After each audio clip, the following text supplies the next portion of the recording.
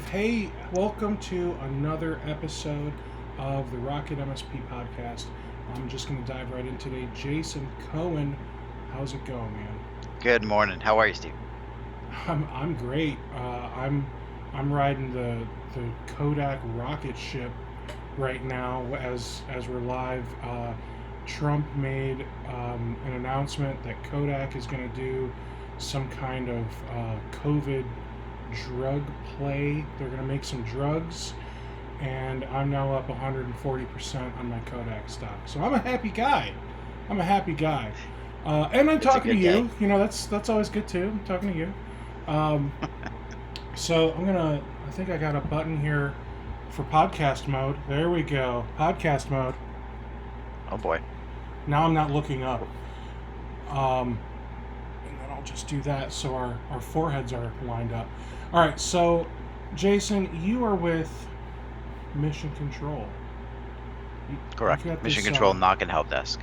Oh, that's the full name Mission is the Control Knock and Knock Help and Help Desk. Desk. We obviously shorten it, right? Mission Control is easier, and it's a name that I guess resonates. But Yeah, yes, obviously we want to promote the Knock and Help Desk part, I suppose. yeah, I could see that. So, what? Why a knock and help desk, man? There's already so many out there. You know, I'm gonna name names. You know, there's companies out there like Continuum, um, Benchmark 365, um, GMS Live Help Desk. I think there's a couple more. I'm not entirely sure if they're any good or not, but I'm sure there's more that I haven't thought of. So why did you decide to get into running a knock and help desk? Well, so for us, we come from an MSP background, right? I mean, everything that we did when we started Mission Control was kind of based on our life as an MSP. Um, Oddly enough, if you do look at the handful of companies out there that do knock and help desk just for MSPs, we seem to be a bit unique in that we started off in the IT services field, and when we shifted, we were a break fix shop in 2003. Right, we were doing hourly work and blocks of hours. That's what it was back then.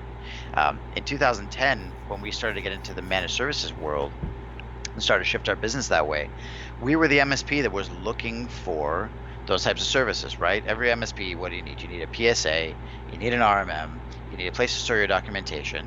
And for us, because of the way that we wanted to build and scale our company, we wanted a knock and help desk. Um, we were that MSP that was looking for that service, and we did speak to pretty well everybody that was in the space at that time. There really aren't that many companies that do what we do, and there were even less options back then. But I mean, we spoke to Continuum. We became a Continuum customer. We actually utilized them for about a year and a half. We spoke to GMS. We spoke to InBay. We spoke to. I don't think Benchmark was available at that time. We did work with Live Virtual Help Desk. Like, we were involved as a customer with those services.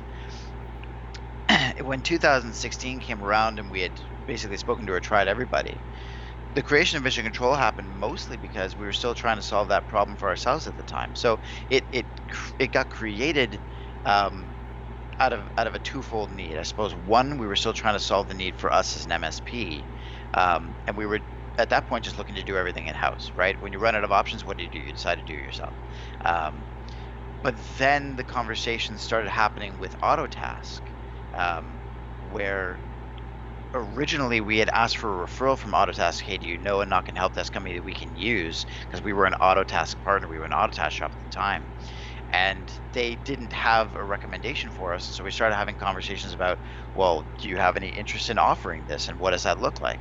And started to go in a direction of maybe we could actually build a business here that would not just service ourselves, but potentially solve a problem for the Autotask Corporation as well. And so that's kind of the start of how those discussions went. It was mostly just to look at things from an MSP perspective and what we could do for ourselves, to be honest.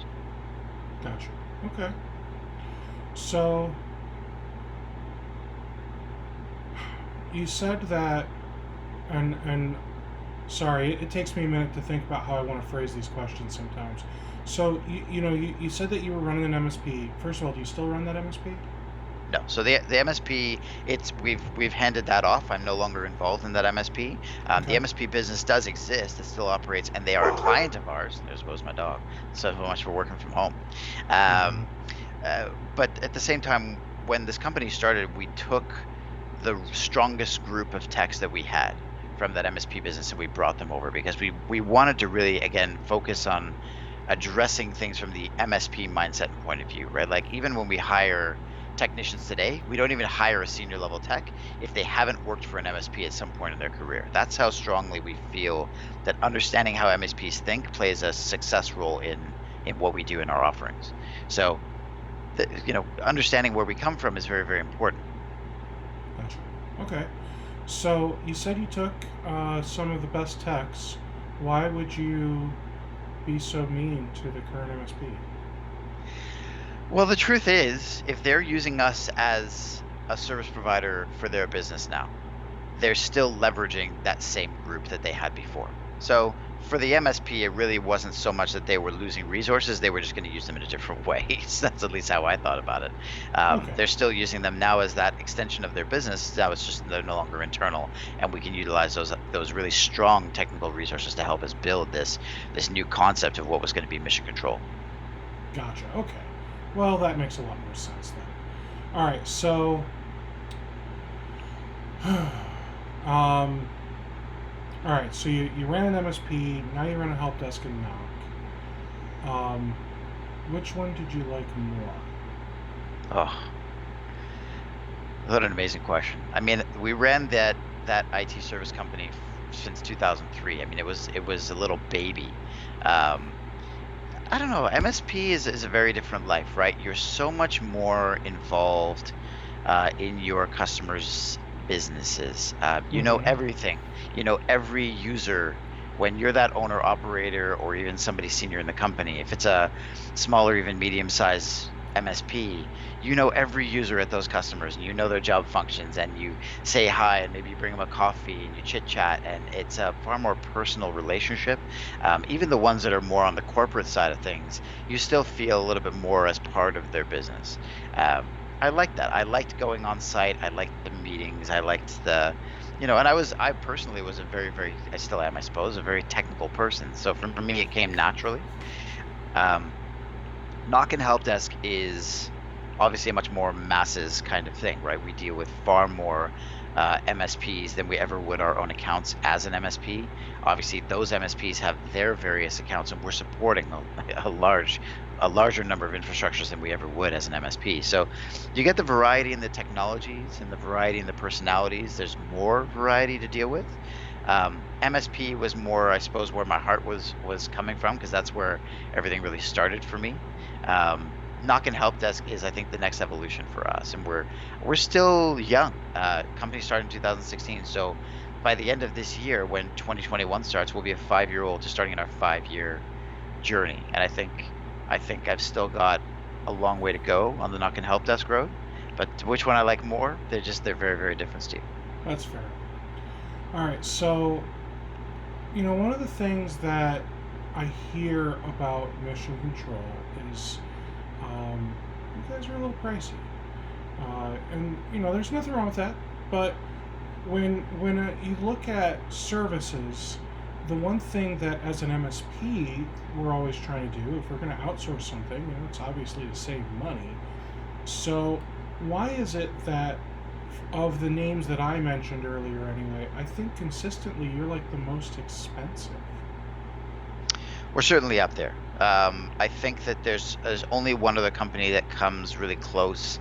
And I mean, you're talking a couple of dollars here and a couple of dollars there per endpoint, I think, once you have to really look at it. And I try to be as respectful as I possibly can be to my competitors. I mean, the majority of them were here before I got here, right? They've been running their businesses longer. Some of them maybe started in different industries, in phone services and other things, but regardless, they're doing their thing and they've been doing it well. Sure. I believe we're disrupting the industry a bit.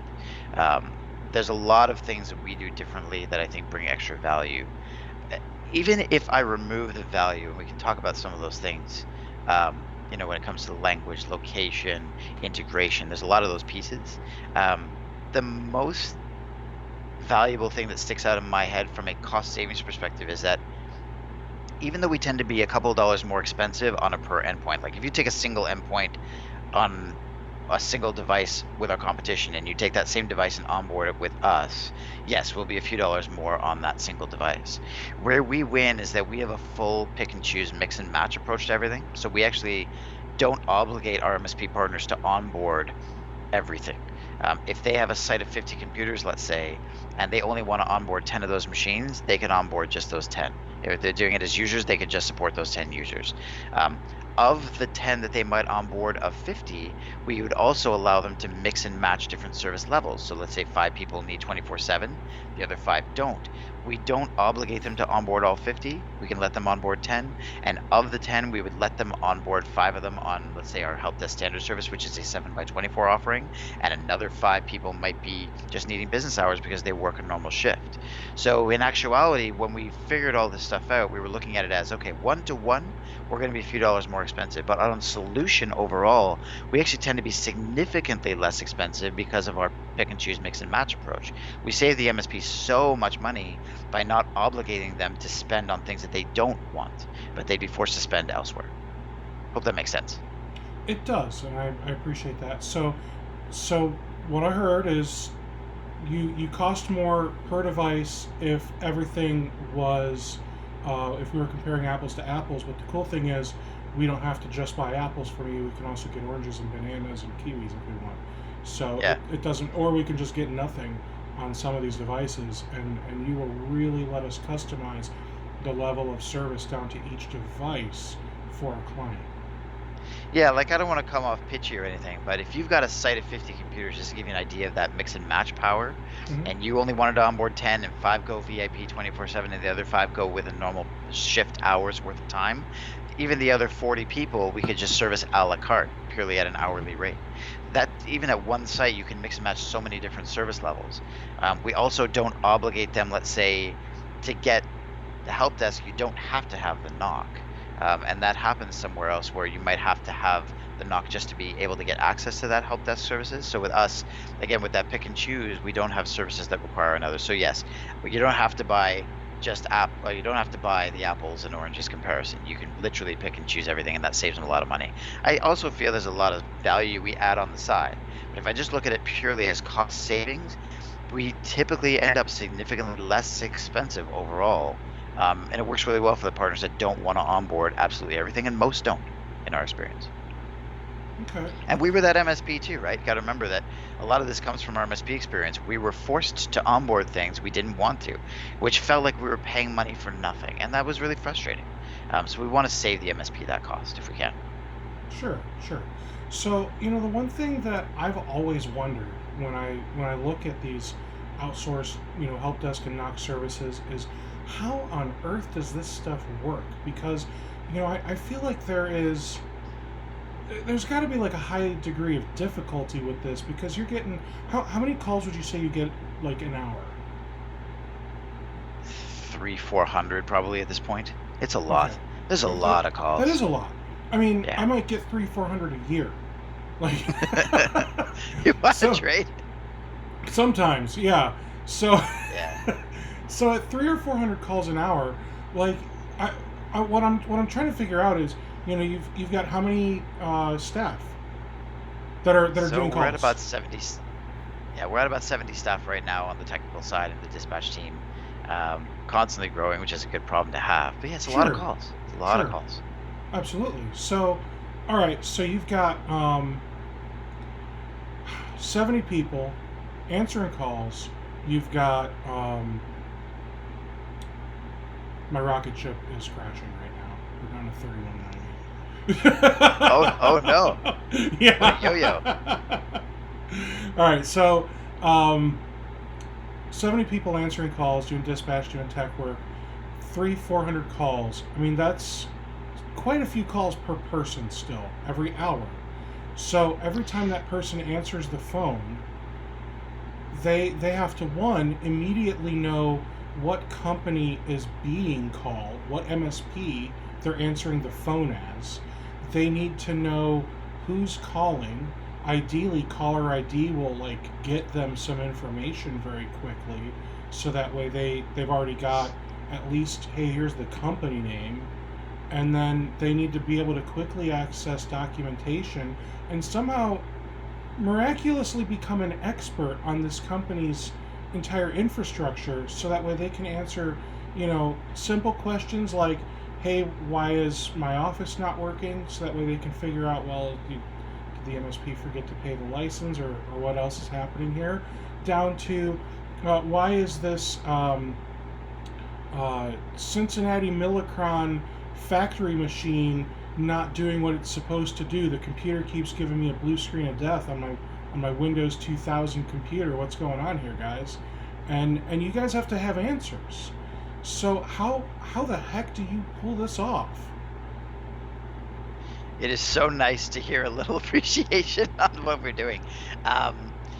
It's tough. It really is tough. There's a lot of work that has to be done on the integration side, and I love, opening the hood a little bit, because it gives me an opportunity to talk a little bit about, again, from that MSP perspective of all the things that need to happen. And when you're a small MSP, which, the majority of our clientele are, somewhere between 5 to 20 staff, and we've got some 1 or 2 man shops, and we've got some bigger, but that's the majority of them. And they're responsible for 20, 30, 40, 50 infrastructures, and we've got to cover these thousands of infrastructures. It's pretty wild to see how efficient we have to be. And especially when we're competing with other companies in our space that are, a lot of them are outsourced, subcontractor, or even just located overseas, where the costs are lower, our costs are higher. We have to be so much more efficient at what we do just for it to make sense, right? So when we start pulling back the curtains and opening up the hood, it's nice to talk about, because I like the fact that we get to show off a little bit. But the truth is, you're right. You have to have the ability to know who's calling. So obviously our call center solution has got enough visibility into knowing who's calling, right? We obviously give a DID as a dedicated phone number to every MSP we work with. They're going to forward calls to that DID, but we program that DID in our phone system so it shows their company's name. So we always know whose MSP that phone is ringing for, and our phone system is integrated into our systems on the screen so that everything pops up. We know who the MSP is. We don't yet know necessarily who the end user is or what end company they're at, but we do know who the MSP is, so we can get that information handy and open right away. So the integrations bring that stuff up. Then obviously the first questions are asking things like, do you have a new or existing ticket number? So we understand if it's a new case. We're also able to weed out some of those calls that really shouldn't be for us, right? If it's a sales call and you ask a salesperson, do you have a new or existing ticket number? That's going to chop that off right at the beginning. So controlling that conversation is very important, and we work on the efficiencies with the team. And then they're going to ask who they are, right? Can I get your first and last name? Can I get the name of the company you're calling from? Once we have that, a lot of things start spinning right away. If that person is a VIP, we need to know, and we've got information on that, contact information to reach them back at. So we're automatically popping on the person's screen callback information that we have in the past. They can supply us alternates, but that sort of stuff is happening. Previous tickets that person has called for, so the last 1 or 2 tickets they might have called for, that information, so we know maybe this is a related case to the last time, maybe it's not, so we can have that sort of information. And by the time we get to the end of just that introduction set of questions, we now know a lot about what's going on, and we've had a bit of buffer time to gather the information of how to support it. But there's a lot in there, right? And I'm glad you appreciate that. There's a ton in there. Yeah. There is, and I mean, heck, some of us MSPs even struggle with this information, and we don't, like I said, we don't have that kind of call volume, so the fact that you're able to do it at this level of excellence, like I said, it blows my mind. So with that said, how would you go about, I don't know,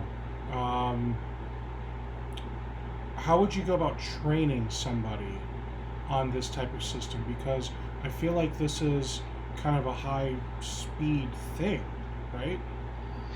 It's very fast, and the truth is, when we hire people, we're obviously looking for cultural fits, and we're looking for skilled people, and we're looking for smart people. Mm-hmm. Efficiency is so important, and you can really tell right away if somebody, lack of a better term, has it, right? If they have it and they're not just a technical person, but they're able to move and adapt and be dynamic and flexible and can be agile. I suppose maybe that's the best word. Can be agile in the way that they behave and operate in their work. Those are the winners. Those are the guys that will make it past probation and end up staying for years. And when we hire junior guys, we want them to grow into the intermediate guys. So we invest a ton of time and effort and training into getting the junior guys to the intermediates to the seniors, and the seniors. We keep investing in them continually because it's hard to find. Every MSP knows. I mean, that's half the reason that they'll use us is they have trouble finding good people.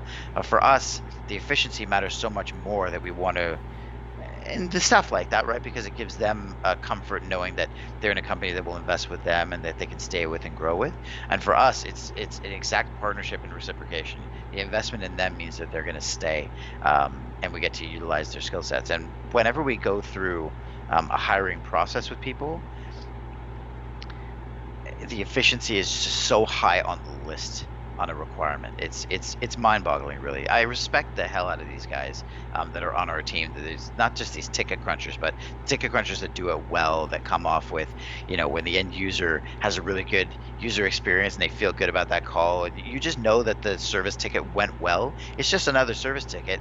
The MSP in that case may not even see or feel it because it came to us, we handled it start to finish. They won't even know, but that user had a good experience. It all ends for everyone that happens.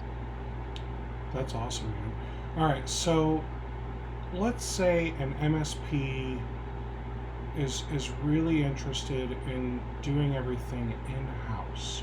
So, I mean, obviously you had an MSP, you figured out how to do this as an MSP, and then you were a freaking genius and you turned it into a knock help desk business, right? But let's say an MSP just wants to do the first half where they want to just figure out how to do this in-house. Like, what's the first couple of steps that they need to make?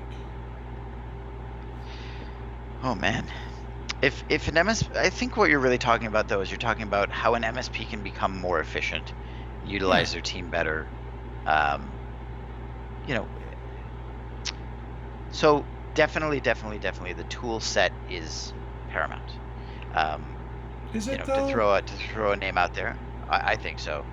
We have MSPs contact us and say, can we do this? So we have certain requirement on the PSA, right? We need them to have a PSA that we can integrate with so that they get real-time visibility into what we do and they can see and be able to audit. You get the idea. A PSA, if they don't have that, just imagine them not being able to track and know their numbers and being able to see if they hired staff, because that's what you're talking about. If they had a team of, let's say, 8 people, sure, plus the owner, you're not doing that with Excel spreadsheets and hold my beer. I hope you're not. I know some MSPs that are doing it with glorified Excel spreadsheets. I'm not saying they're right. I'm saying I know some that do it that way and they think it's okay to do. And no matter what I do to convince them otherwise, they politely tell me to pound sand. The challenge I have isn't that Excel can't work, but as a business owner, you cannot spend your entire day watching every team member that you have and trusting that the information that they give you in Excel spreadsheets is going to be, because you have to get their data too, right? As the MSP, when we were as the break fix shop, as a one-person break fix company, I can do things in Excel because it's all my numbers. The second that I add a second person, I now have to have trust and confidence that the data they're going to give me is accurate, and they're going to give it to me in a manual way because that's got to end up in my Excel spreadsheets. So now you've taken that work, you haven't doubled it, you've more than doubled it because it's not just the work that they do, it's also in the accruing and putting that all together. Then add a third person, add a fourth person. It just becomes unmanageable. For us, 3 was the limit. As soon as we hit 3 people, we were done with Excel. We couldn't do it anymore because it just got too messy. And when I think about all the other things an MSP has to worry about, like procurement, license management, going on site with their own team members, all those other things, without a PSA, I really struggle. Well, I can tell you I struggled, but I struggle to see that with a larger team that it's manageable. So the first thing I suggest on the tool set is the PSA. And even if you don't hire a company like us and you just do everything internally, you need to be able to see your team. The tickets that they work on, how many hours they put in a month. Some technicians, sorry to say, they pad their time. Some technicians forget to enter their time. You get it on both ends. You need to be able to know your numbers, and I don't mean that from most people who run MSPs, if I'm being honest with you, they're really strong technicians. They're not necessarily the most experienced business people. And so when I talk about knowing numbers, I'm not talking about knowing numbers from an accounting perspective. That's important, but I mean it's in terms of what's the output you get from a resource that you staff. If you're going to pay that amount of salary, how many hours can you get out of that person? Obviously, from that, some are going to be billable, some are not billable. I mean, recording that all in a spreadsheet would be very, very difficult at 8 people, right? Maybe 1 or 2 people at work. So for me, the tool set start with the PSA. How do you feel about that? That's fair. I'll take that. All right, so we have to have a PSA, but you're not saying we have to run AutoTask or we have to run ConnectWise or whatever. Obviously, So we if work with you, we do, but to run a successful MSP, we have to have a PSA. Yeah, so we integrate today with AutoTask and ConnectWise. Those are your 2 leaders in the industry. I think everyone would agree with that. There are obviously some up and comers, and we're talking about being integrated with them. But for the MSP who doesn't necessarily use Mission Control, a PSA I think is important. I'm not gonna say you have to use AutoTask or anyone else. I'm a big supporter of their brand. I love Datto, but a PSA is important. It's all about knowing your numbers, and it just helps you to automate so many things you'd otherwise be doing manually that spend the owner's time or the financial person's time. There's a lot of companies out there where the main technician is the owner and the wife or spouse or significant other is doing the administrative work, right? It's a lot of hours to be put into keeping organized. So it's important to automate, I think, what you can, so long as you can trust the systems. That's fair. All right, so you mentioned that there's some others that you're thinking about getting into. You want to share who those others are? You're asking me to show the cards. So got a conversation in a couple of days with a Synchro type named company. Synchro MSP is a company we're looking at. It's hard for me to say the name only because we haven't really had too many formal conversations, but the truth is, love what they're doing. They look like a really strong growth company. We just recently got our relationship going with ASCII, and so one of the things that we're seeing a lot with the ASCII membership, and I have to tell you that it's been a great experience so far with the ASCII membership, both in their VIP group because of the way they vetted us, and they kind of I say that they look well after their members, but also the response from the membership has been very appropriate and kind. And a lot of their members that have come on, introduced themselves to us and asked us about our services since that announcement, have been using Synchro, and we're just seeing their name more and more. So we'll be talking to them hopefully about integration coming up before end of the year.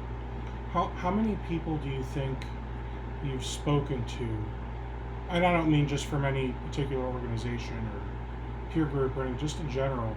How many people do you think you've spoken to that are running Synchro?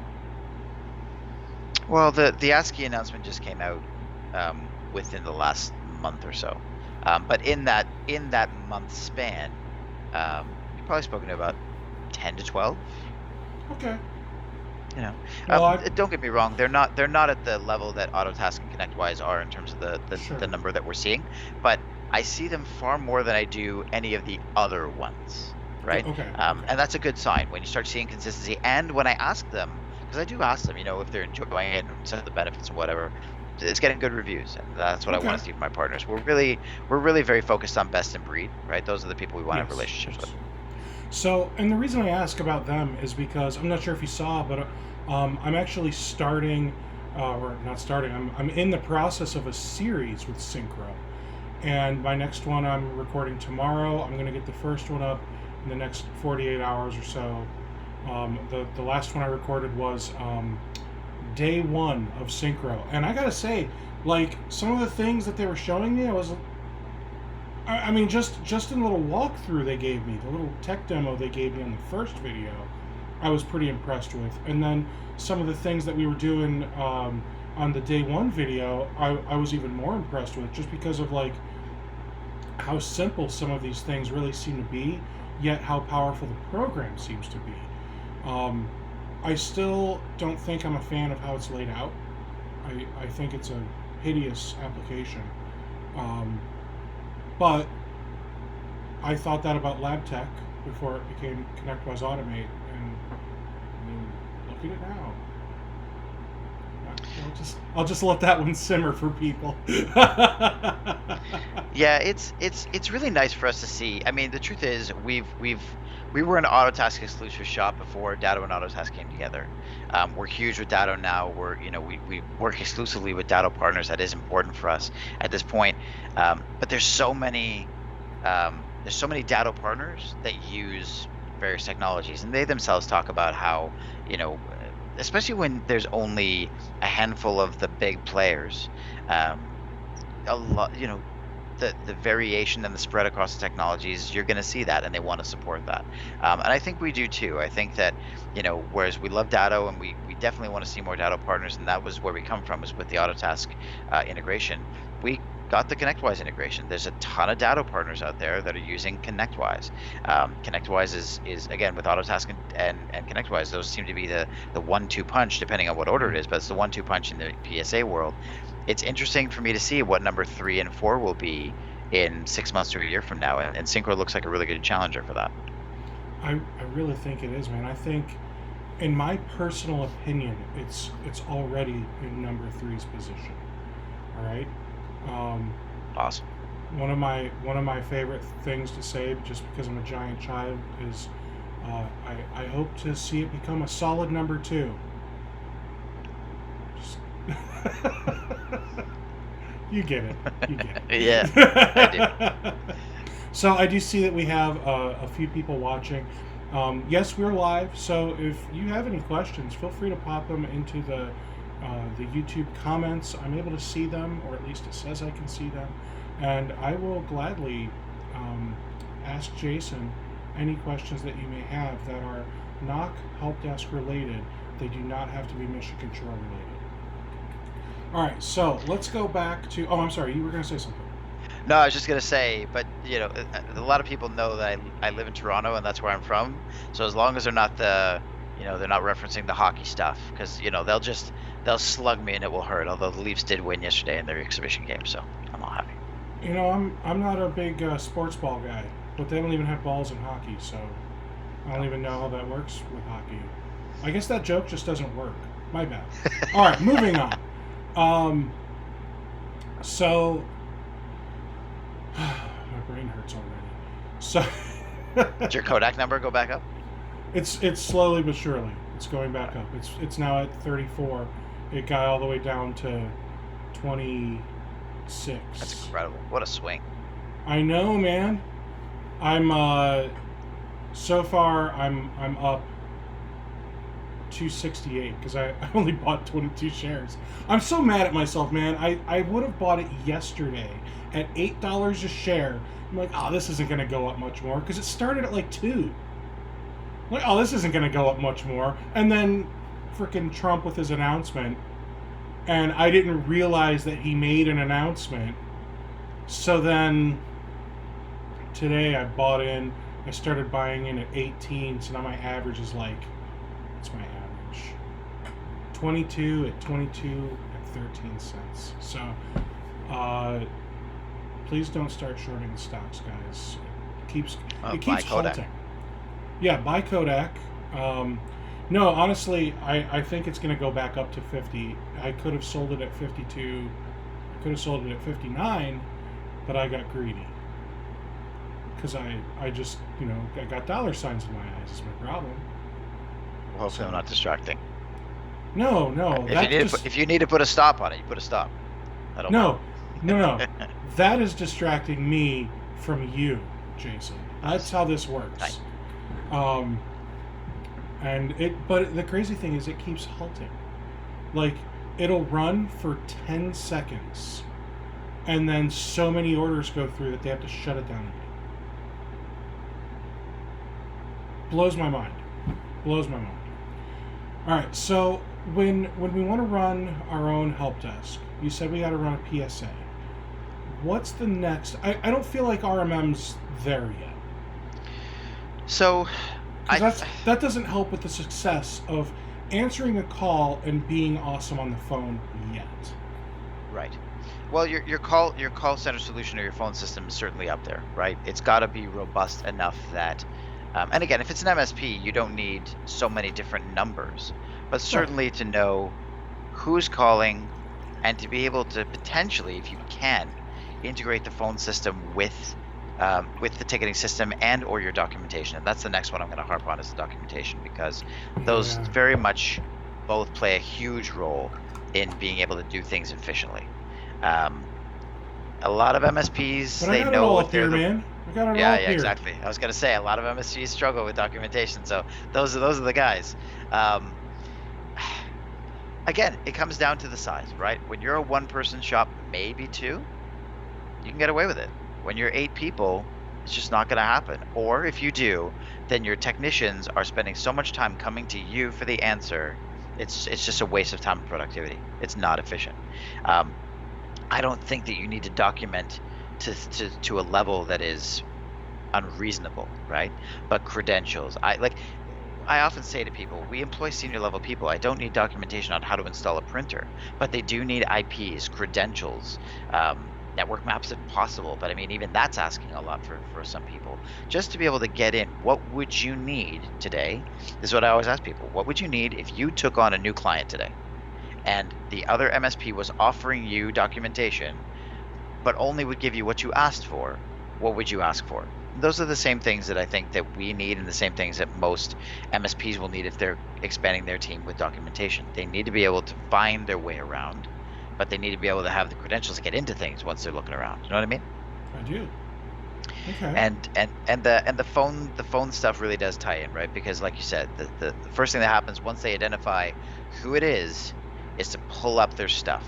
Maybe it's their most recent 1 or 2 tickets. Maybe it's the documentation for that site. But they got to be able to do it fairly quickly. And if they can't, they lose that efficiency. And the client will feel that, right? They will feel that extra bit of delay, and some will be fine with it. It won't matter. And others will be, especially if it's the VIP in the company, the CEO has got a million things to do, and they got to wait for IT to look up the documentation on their site. It impacts them more, so you'll feel it more. Okay. All right. So let's talk about integrating the PSA to the phone system. Now, I'm going to do a shout out to one of my favorite phone system guys, George Bardisi over at BVoIP. George, great guy. If you have not heard of BVoIP, you definitely got to check out BVoIP, guys. So BVoIP will take your ConnectWise, AutoTask, I think even BMS for Kaseya, and they will integrate it to a 3CX phone system. They can sell you the 3CX licenses. They just don't sell the actual dial tone. You go get your dial tone, but they'll get you the 3CX, and then they'll sell you the integration. And I believe they're making their own integration. That's my understanding. So, is that what you're using, Jason? We are not using BVoIP, but it sounds similar in structure.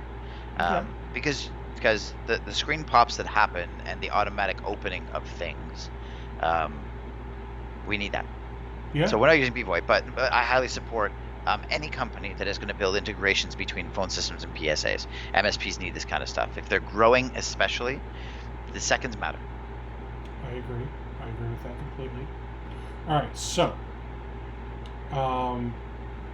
with BVoIP, I'm just going to list off some of the features that I remember, because I want you to let me know where yours is at, and if we're kind of on the same playing field, and if there's features that you've got that I'm not even thinking about. So sure. BVoIP will screen pop when you get a phone call, and it'll reference if they're already in your PSA. It'll show you the existing client, and if there's I think If it's a very specific contact's phone number, like maybe someone's cell phone, I think it'll even show you the contact. I'm vague there. So you answer the call, and then if you're paying and set it all up and whatever, yada, yada, yada, it starts recording the call. It creates a ticket for you when you hit a button, or it'll show you a list of all the existing open tickets, and you can select a ticket, and it will reference that phone call to the existing ticket. So now you've got a call being recorded, and a ticket is referenced. So either A, it's let you select, my thumb is dirty, it's let you select one of the existing tickets, or B, it's created a new ticket for that client, and it's recording the call. You take your notes, you do what you got to do, and then when you hang up, it then stops the recording. It takes the recording and attaches it as a note to the ticket, and then you can configure it in the settings. Is this a private note or a public note? Can the client see it or not? I'm sure there are probably some other things that it does. I'm just a little blurry because those were the things that excited me the most about it. Is that what your system is doing? It is. The only real difference, I mean, there's other features I think that you need when you're doing it on a much larger scale. And again, because we have so many MSPs and they all do their own thing. I mean, obviously there's some common pieces there, but Sure. The way that some of them call in, some of the prompts we have to give, those change. So for us, it's more of a call center solution, which is, call it your phone system on steroids, really. What BVoIP is doing is they're doing it for the one MSP, but they're doing it very, very well. And the stuff that you Yes. mentioned are, if I was to tune it and tweak it for a single MSP, those are the things I would want. Absolutely. They Okay. help so much. Yeah, absolutely. So if we're talking about for the one MSP, how is it different for a knock help desk where you're getting phone calls for, I don't know, dozens or hundreds of MSPs at 300 to 400 calls an hour? Well, it's 300 to 400 calls a day. I Not thought per it was hour. an hour. No, it's per day. And again, that's Okay. a 24-hour span, right? But the truth is, so every single MSP, we give them that DID. So they give a dedicated number that we provide. Obviously, it's sourced from the phone system. And we give it to them because the MSP is going to want to forward their calls to us under the way that they want to use us. MSPs use this in various different ways. Some will forward calls to us 24/7. They want us answering absolutely everything. Some will forward calls to us when they're closed. So after hours, evenings, weekends, holidays, they want us answering the phones. Some will forward calls to us during maybe their business hours, but only if their team is too busy. So it'll ring a few times over there and then flow over to us. So MSPs use this in a variety of different ways. And when they Sure. come in to us, we have to make sure that we're not just identifying on call display who the end company is. We need to know who the MSP is. We have to answer as the MSP. Whereas an MSP, they'd be using VoIP as an example. If they're using BVoIP, they always answer as themselves. They always Right, answer as themselves, the MSP. So the initial way that it comes into us is obviously very different. So our system has to be able to be dynamic in that way. The other thing too is that whereas we ask the MSP to forward support only calls, inevitably we'll get a sales call or an accounting call or something that really doesn't have anything to do with technical support. And so we have to have ways of getting that call back to the MSP, whether it be a warm transfer or a blind transfer and various other things. Sometimes we have to do whispers. There's other things, and I'm pretty sure BVoIP does all those things. And again, they just do it from the single MSP point of view as opposed to call it an MSP for MSP's point of view. Gotcha. Okay. Um, so what does it sound like when one of your guys answer the phone? How do they answer? So generally speaking, they answer as the MSP. So if I'm answering as RocketMSP, it'd be RocketMSP, is Jason speaking. Is your call for a new or existing ticket number? Something similar to that. And it starts Gotcha. the conversation going in the right way. So the end user gets the warm and fuzzy feeling they've gotten the right place. They're hopefully meeting a voice that's a little nicer than mine, but you get it is very pleasant and whatever. And they start the conversation right away with their first question.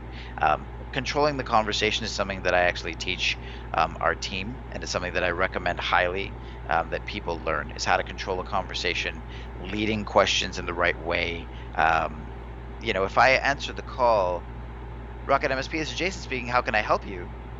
It might lead to a conversation about learning what the caller had for lunch. And my goal in the conversation is to know what kind of calls and get that. If it's a ticket created, get the ticket created. If it's get it to a technician, fine. If it's hand off to an MSP resource, whatever it is. But I want, and it's better for everyone, right? Because the end user is calling, generally speaking, with a technical problem they're frustrated with. They want service and they want it quick.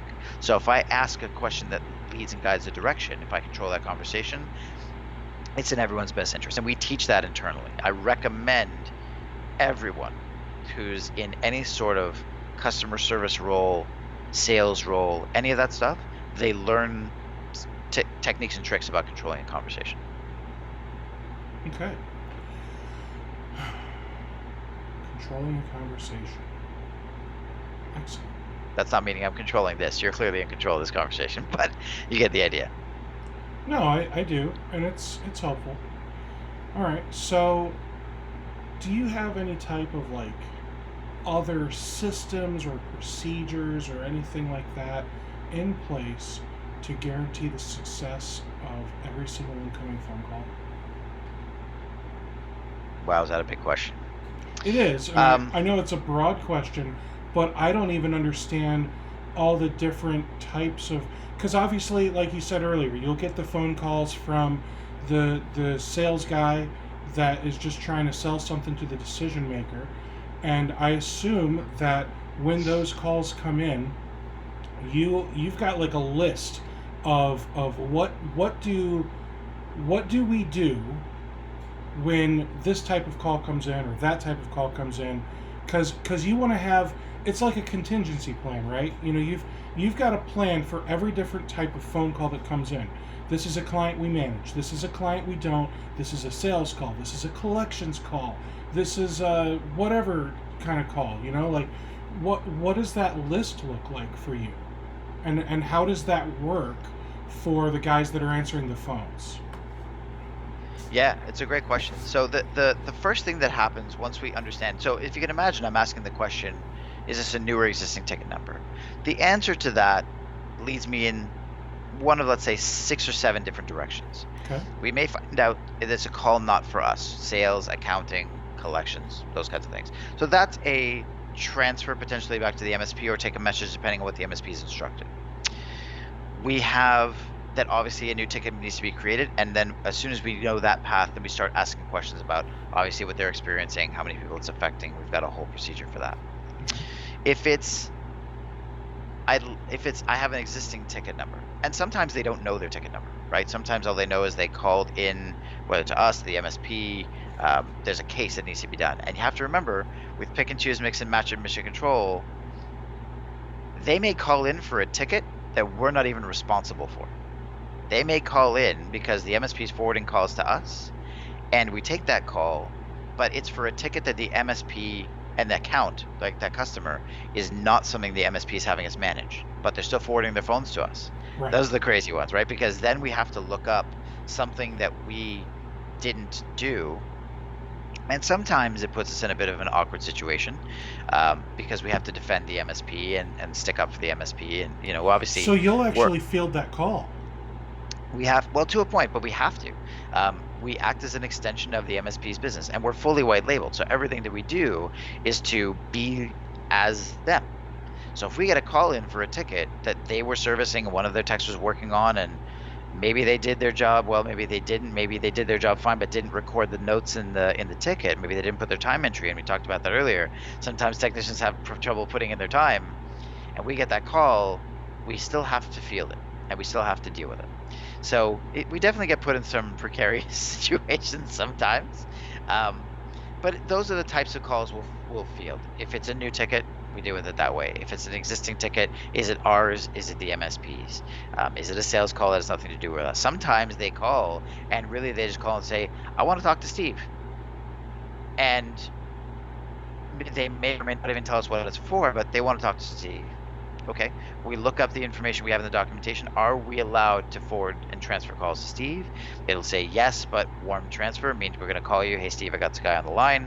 He wants to talk to you. His name is, Jim Bob. You want to speak to him? You say yes, no, and we deal with it. Those kinds of things happen all the time. So yeah, there's definitely a few scenarios we have to be prepared for, but there's not 100. There's about 6 or 7 of them, and our guys, again, when they go through training, we really do work on stuff like that. I like it. So, so you really do have a kind of a process for everything, and it's in your documentation. If someone says, "I want to talk to Steve," does the documentations like maybe sometimes say, ask what the call's regarding, and if it sounds like a BS phone call, just take a message or something like that, or Well, so that's where the integrations and the details come in, right? Because so we've answered as your company, and mm-hmm. we're asking for that new or existing ticket number, and we find out, let's say it's a sales call, okay? And our instruction from you is that you want us to transfer sales calls to you. We're still going to ask the company name, the person's name, their first and last, their email address, those details.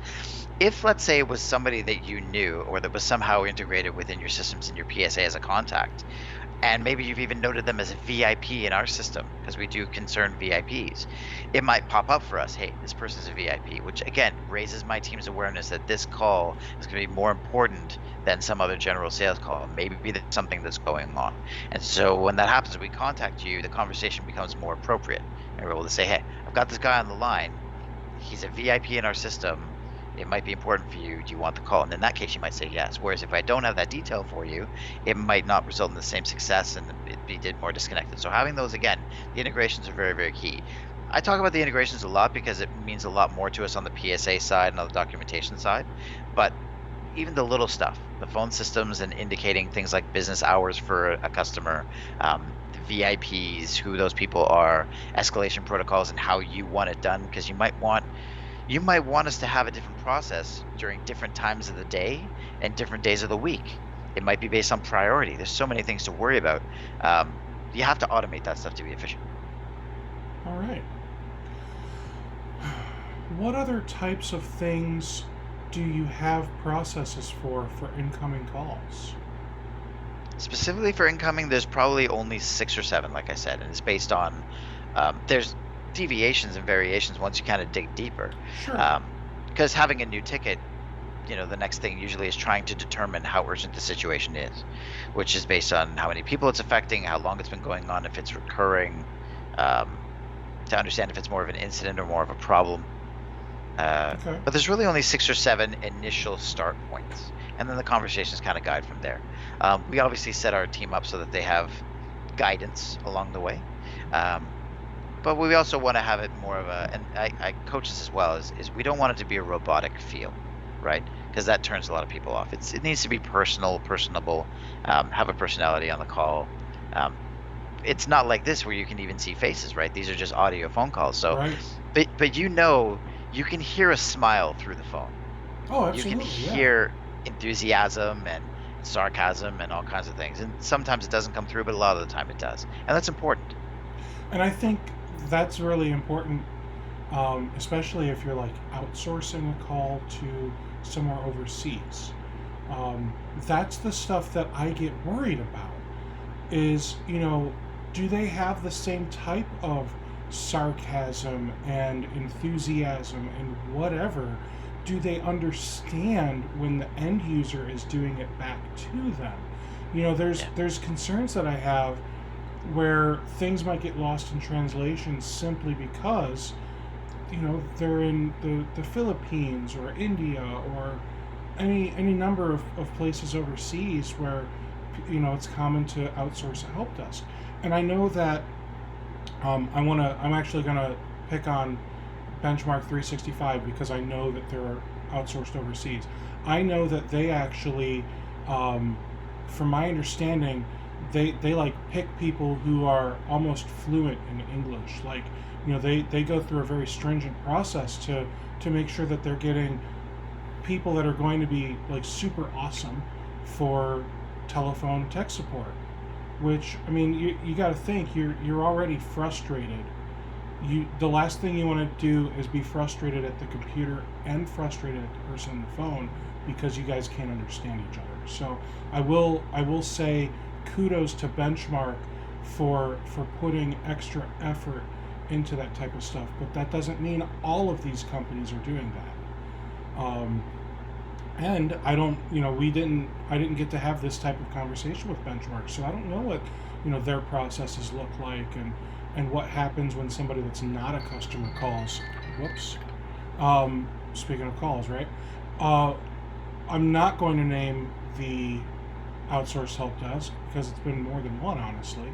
When my MSP has outsourced in the past, the thing that I really didn't like is if somebody called and they weren't a managed client, they would immediately pass it on to me and scold me because how dare you have somebody that's not that you're not paying us to take care of call us. And then two, for the ones that were outsourced to them, it felt like the goal was to figure out how quickly they can either fix the problem or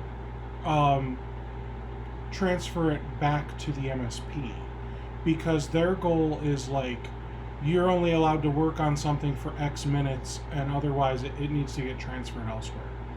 And that was really frustrating, just because why am I paying you if you're going to transfer everything back to me? Like, this is not that hard.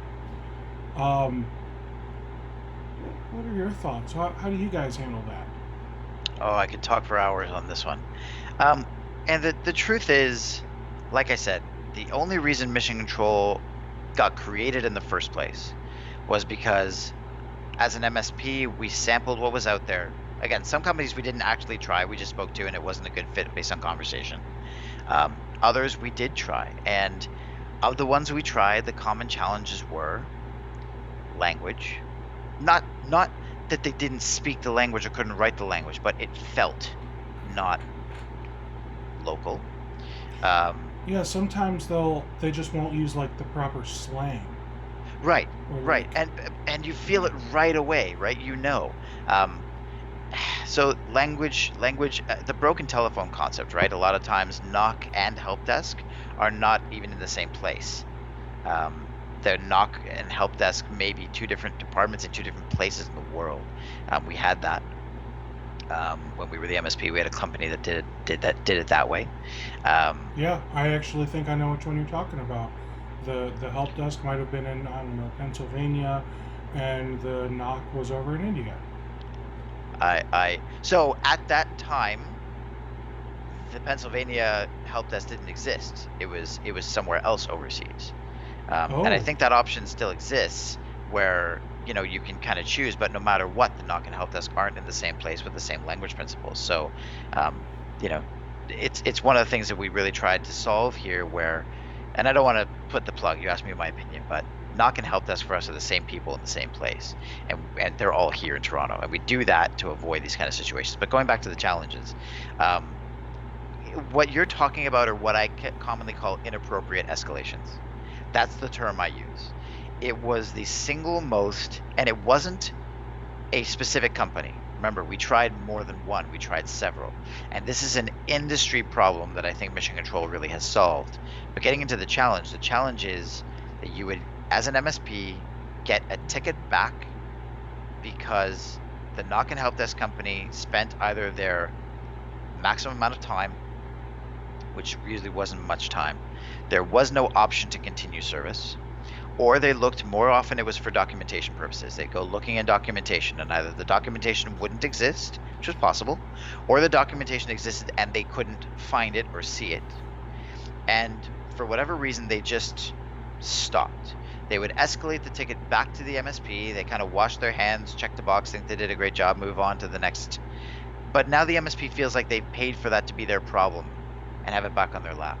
And even still, when it became the MSP's problem again, even if it was, let's say, a documentation piece that was missed, getting it back to the knock and help desk company was always a challenge. Getting it, even if you put the documentation or you sent them the link to where it was, once they'd escalated it to you, that escalation felt permanent, and there wasn't really a way of getting it back. And so it was, we had the language and location challenges, we had technical challenges where they just didn't have the skill sets, but a lot of it was relating to procedural, and a heck of a lot of it was relating to what I'll call the quantity of inappropriate escalations, and that I couldn't even give it back to them Like if there was the documentation was there sometimes and they just didn't see it, how is that my fault? But now I've paid for that to have to deal with it, and you're not going to even take it back, even if I show you the piece that your team missed. So those are just some of them, and again, we've done a heck of a lot of effort in setting up ourselves to solve those things, and I'm not going to go into that unless you ask. But those were the challenges I felt as an MSP, and it was significant enough for me to end relationships after a certain amount of. Oh, absolutely. I mean, I'm right there with you. Like, again, why am I paying you to simply transfer things back to me? That is stupid. So, like you said, it's significant enough to end relationships. But you also said that you took some very specific steps to ensure that those wouldn't happen with you. What are those steps? Well, I don't want to get salesy on you, right? But if you're asking, I mean, I'm not asking you to get salesy. I'm asking you to answer my question. Yeah, fair enough. So with us, like I said, I mean, before this pandemic, we didn't even let people work from home. Everybody was side by side. That means our knock people, our help desk people, our projects people, our dispatch people, everybody were in our offices, and they were side by side with the rest of their teammates. So, the best example I'll give you is a help desk call. Help desk call comes in. It's somebody who says, I can't access something on my laptop. Certainly sounds like a laptop issue. It's a help desk problem. We got to help the user. Turns out it's a group policy on a server that's causing that issue. Well, now you've got to get the server people involved. Well, in somebody else's knock and help desk world, that might mean a transfer to a different department. Maybe it's a different country. Maybe there's language differentiators between those two places. And by the time you get the GPO issue fixed, and the help desk person's the one that has to help the user test it to make sure it works. Maybe it doesn't work the first time. You've got a lot of back and forth and broken telephone. So with us, having everybody in the same place was very, very key. They all have the same language principles. They're all side by side with the rest of their teammates. Collaboration was super easy. And generally speaking, our senior people were both knock and help desk. So that means they could cover the call start to finish without even a transfer. It's not that just our people were the same place. They were the same people in the same place, right? My senior level guy will go from a server project one day to doing a senior level help desk call, because it's very complicated, to doing a senior level server related knock ticket. So we do that on purpose so that if we're going to pod our teams and make them more familiar with the accounts, which we do, when that call comes in that potentially affects both knock and help desk, it can be the same person. No transfers, no delays, nobody's getting upset. He just solves it. And that's what an MSP would do, right? Most of the MSPs that we talk to, and I imagine yours would be the same if you think about it, you didn't have knock people, you didn't have desktop people. They were typically, you'd hire people that you'd want to be able to do both or more than one thing. It's no different here, and that's a very different approach to the way the industry has done it. But Mission Control, we've got the same people in the same place for those reasons. I like it. I like it a lot. Okay, let me see. Is a hot dog a sandwich?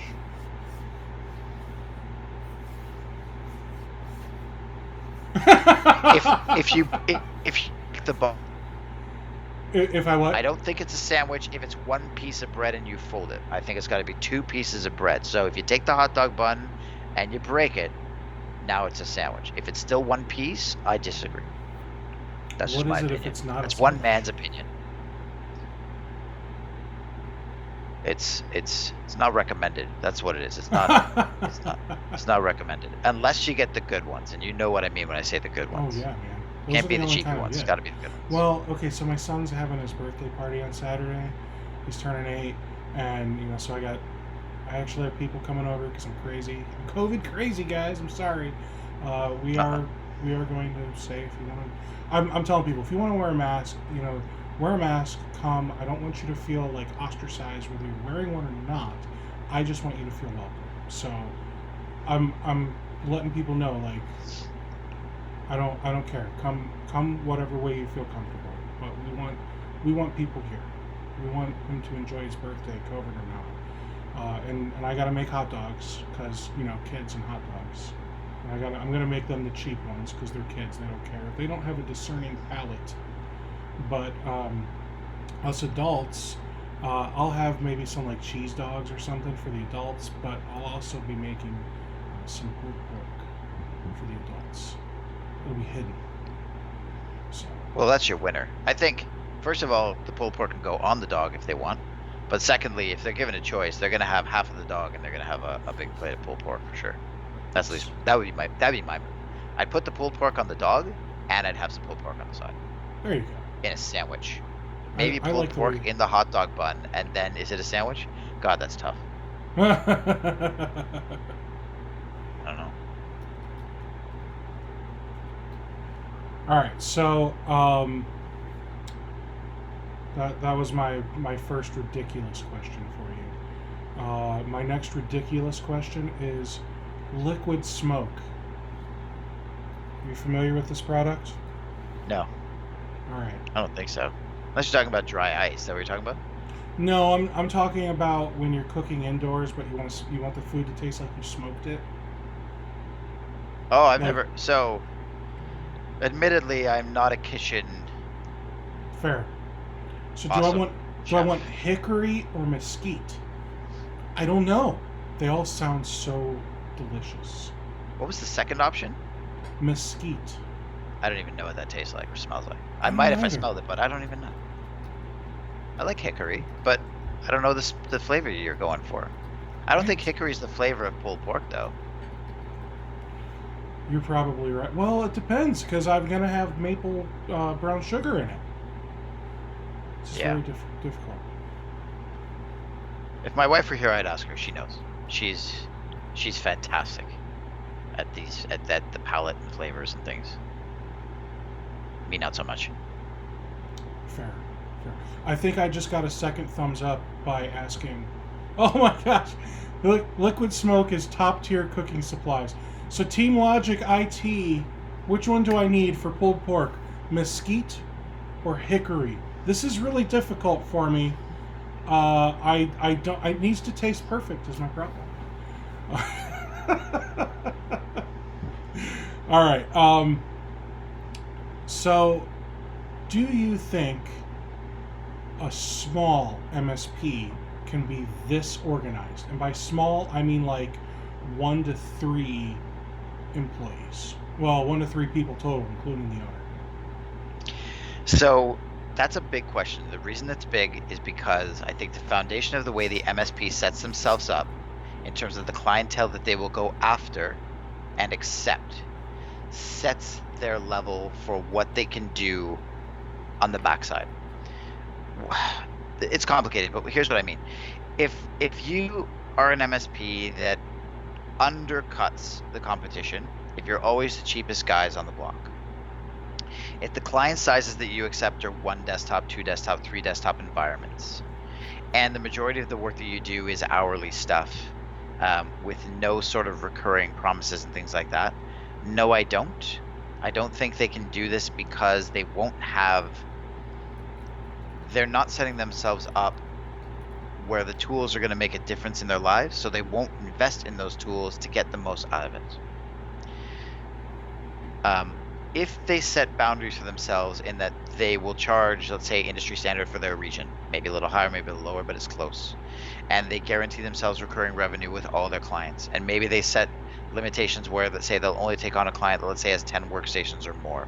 If they set those parameters well, the tools that they get help them to make those real, enforce those, and get the value out of them. And again, like I said, knowing the numbers, it's super important to be able to do that. Whereas if you're just doing hourly work, you're just adding up your numbers and you see how many hours you build in a month. But on the other side of things, there's, again, procurement, license renewals, on-sites, remotes, there's so many other pieces that your management tools, right? A lot of MSPs are reselling a package of management tools, your RMMs, your managed antivirus, your web filtering, all those kinds of things are built in, and so you guarantee yourselves recurring revenue. Then the tools make so much more of a difference for you as the MSP. So I think they can, but it's about setting themselves up in a certain way. And that's not just the back end for the success we talked about. I think it really does go hand in hand with the way they set themselves up for the clients that they go after and the way that they approach their business that way. I feel the two are very related. Okay. Awesome. Hey, Jason, thank you so much. I want to do another one of these with you, maybe in a few weeks or whatever. And I think what I want to do is I'm going to dive a little deeper. What do you think? You interested in doing that? Yeah, I think it'd be great. I like I said, I love pulling open the hood and showing, we obviously have some really awesome stuff in there, and I think it does set us apart. So I like sharing, with whoever's listening and whoever wants to know. Happy to go as deep as you want to go. I can talk about, how we do it, but also what the MSP sees, right? What kind of visibility they get, what kind of control they get, what kind of talk about cost savings, what kind of cost savings they get. All those kind of things I think are important to anybody who would care. Again, whether they do it with themselves internally or they do it with a service like us, I'm happy to show you whatever you'd like to know. I think the next time we chat, we honestly should just start with those: visibility, control, cost savings. Awesome. And I know you don't want to sound salesy, but I think, you know, when when um, when we're asking deeper questions like this, I mean, it's hard not to sound salesy because you've got to give us valid answers, and these are answers that you've probably got canned in your mind because you say them all day long. So I mean, it's Sure. probably just going to sound salesy. Um, All right. so cool. Yeah, you're right. The questions really do bring out those canned answers, and I try not to. And I really, again, one thing I'm very big on is being respectful to the people in my industry, particularly my competition. So, I like to more talk about industry as a general, and then talk about potentially what we're doing to solve those issues. But I'll try to come off as not salesy as I possibly can, for sure. Well, and keep in mind that right now what I'm trying to do is I'm trying to ask you a ridiculous amount of questions because I want to really understand, like, how does mission control work? What is it like for people that are interested in checking it out further, and for those people that are watching these. There are people that are interested in knowing something, but only just enough to be interested, not enough to want to get stuck in your never-ending sales funnel. Because that's the thing. MSPs, man, they honestly, I think MSPs love watching these videos I do because they're sick of getting stuck in the never-ending loops with the RMMs and the PSAs and the third-party this and that of the channel because just to go to a webinar, they got to sign up and then they get bombarded by 9 different companies just because they wanted to attend a webinar. So I let people watch these. There's no risk, there's no obligation. I don't even know who's watching. I know that the Team Logic guy is a fan of the Hickory. That's all I know about him now. And you know what? I'm happy about that because that's the one I put in the shopping cart. So I think, if your answers sound a little salesy, it's fine. But the important thing is that there are MSPs that are going to watch this. They're going to become interested. And, they might give you a call because you've already kind of peeled the curtain back and given them a glimpse of what you've got going on. So don't worry about that, all right? All right. Well, I appreciate it. Again, my goal in all this is just helping MSPs. I honestly really do feel like that's important. It's always been a goal of mine. I appreciate this call so much. I look forward to the next one. We'll peel back the curtain quite a bit. Happy to do it. Oh, and he just said, I'll put this up on the broadcast. Team Logic, they just said that they think watching these are great information. It's hard to see the options out there when they're buried all the time, just in work that they have to do. So they don't even realize all the tools that are out there available to them. So again, I think it's cool that you get salesy, man, because you make it easy for people to just call you and say, yeah, can I just, here's my wallet, please just take my money. So well, truthfully, in today's world, like especially with all the trade shows, and again for people who like going to trade shows, not just a trade show, but whether it be a DattoCon or a Robin Robbins event or any of these other ones, you walk into the sponsorship room, right, and there's just literally it's overwhelming, hundreds of options. You're going to have those conversations. A lot of times people pass by the booths just because they don't want to start even that interaction because they know what they're getting themselves into. Well, see, and I'm the other guy. I'm the one that I want to drop my business card in every single one because I want to win, man.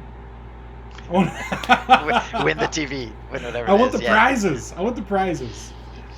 But the truth is, with the removal of these shows, these shows don't exist anymore, what are the companies going to do? Well, they're going to digitally attack your inbox and your social media and your all that other stuff. So I get it. It's very easy to get buried. The channel's got so many things going on, so many options and vendors and services and etc. So I get it. I'm glad. I actually am thinking next time I go to one of those trade shows, I'm going to have new business cards made, fake MSP name, fake person name, fake email and cell phone number, and then just drop those in. And then, I mean, I'll be there in the hall when they announce all the winners, you know, so I'll just drop those in. That way they can't ever reach me. So I'm the guy that you don't like to talk to. I'm sorry. Well, I met you at that's where I first met you. I met you at Autotask Community Live in 2017. That's right. I think. That was so much fun. Did you get on George Bardisi BVoIP again? He had a freaking cruise ship, man. I remember that boat. Oh my gosh. I met some people that, you know, watch the webinars, and I'm told anyway. I was maybe not sober. But I think that's the point, you know, you get on the boat, you have a good time. So yeah. Maybe I'll see you guys around at another trade show event in 2024 after COVID's done. We'll see. I think there's going to be a lot of things that are never the same again, and it scares me. Well, I think just, you know, if you guys are seeing it again, I'm in Canada, so some of the stuff is different here, but I imagine most of it's the same. Things like curbside pickup. Awesome. I do like curbside I think it'll stick around for a long time, and that's fantastic. If you've been to a restaurant, a lot of the restaurants, I know a lot of them are patio only at this point, but you know they've got the little QR code sitting on the table when you get there, so it's not a handheld menu anymore. You're not worried about handling a menu. You just take your phone, hover it over the QR code, and then, you know, it's you get the menu right on your phone. There's a lot of things like that I think are mostly based on technology stuff. I haven't seen that yet. It's no, fantastic. So what they're doing around here is the Mexican restaurant. They just promise that they clean the menus really well. Applebee's, they hand out paper menus, and that's hysterical because they print it out like really, really, really nice, high quality menus. So they'll give you like one per table.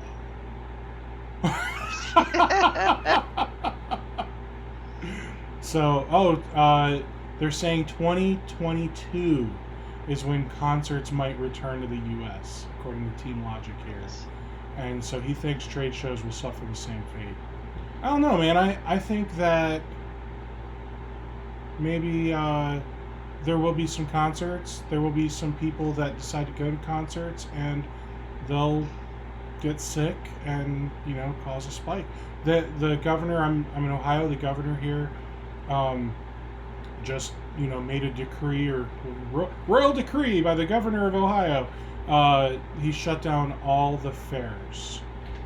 So I don't know if that's a Canadian thing, but we have fairgrounds, and then there's like a fair where people will go and get, like, you know, the funnel cake and all the fair food and all that.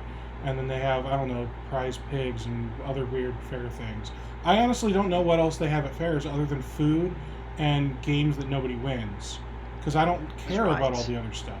Oh, that's right, the rides.